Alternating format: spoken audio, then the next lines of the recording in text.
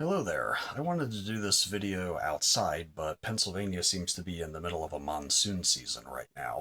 I wanted to talk about a certain rest that I've been running for a little bit and an issue I encountered with it and how I figured out how to work around it. That rest is the Ripcord Ratchet. The rest is made in Canada. I think it retails for around $210 depending on the features. This is an or integrate version with micro adjust, and it's the limb driven version. And this particular bow is the Prime RVX34. Now, this particular bow has an attachment point for a limb driven rest cable, activation cable, and it is up by the limb tips.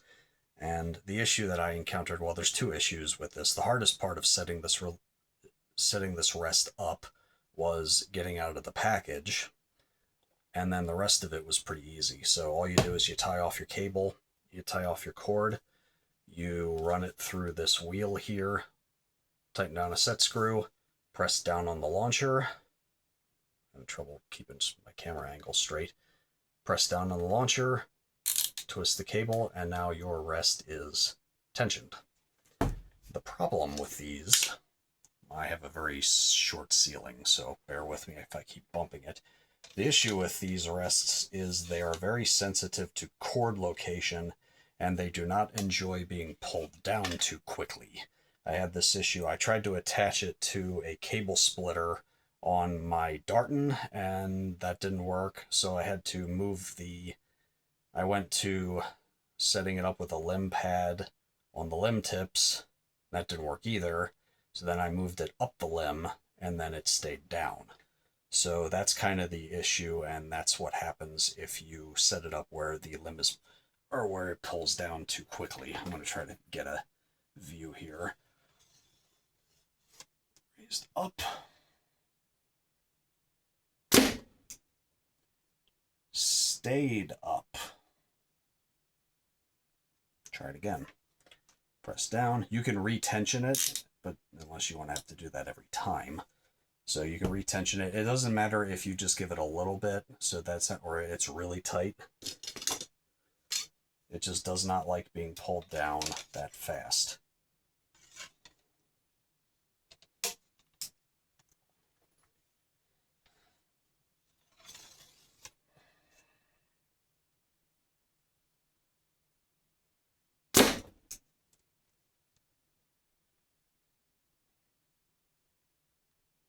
Didn't stay down.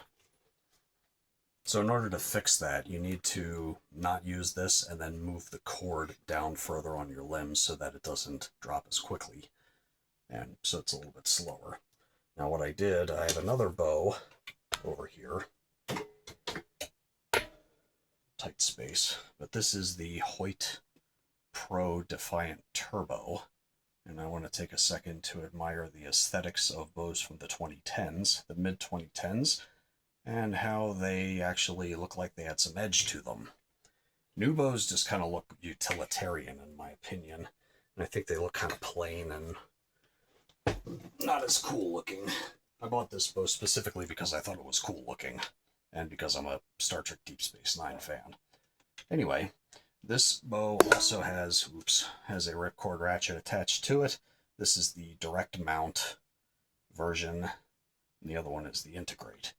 So the cord position is roughly a little bit, like maybe a third to close to a half way down the limb.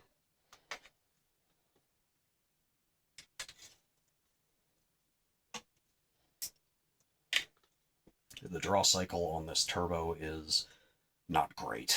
It's turned down, it's a 70-pound bow, it's turned back around 70, and you feel every pound, but it's fun.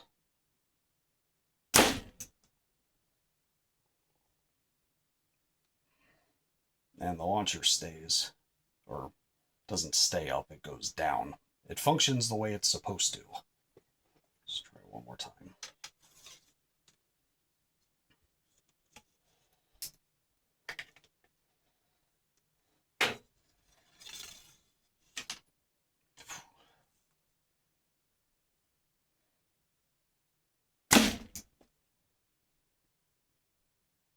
launcher stayed or went down.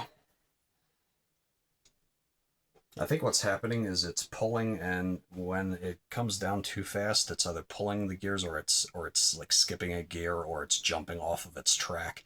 Whatever the reasoning is, it's a good rest once you have that cord in the right position. But if you had your mind set on using an attachment point that is provided for you by the manufacturer, you might not be able to use it. So this bow is going to be getting another Hamskea Epsilon as a result, because that rest, along with technically or likely any other rest that doesn't have a mechanism that needs to be catered to by its attachment point to the cord, they don't care. You know, the Hamskea ones don't care, and any of the other limb-driven rests that I've set up don't seem to care where the cord is attached. So the Ratchet is one of the exceptions. So I guess you get what you pay for in terms of, or nothing come. The expression I think I'm looking for is, well, nothing comes without a price. So it's a trade-off for ease of setup, but something to keep in mind. And if you have that issue, that's how you fix it. So if you have any questions, please let me know. Take care, stay safe, and happy hunting.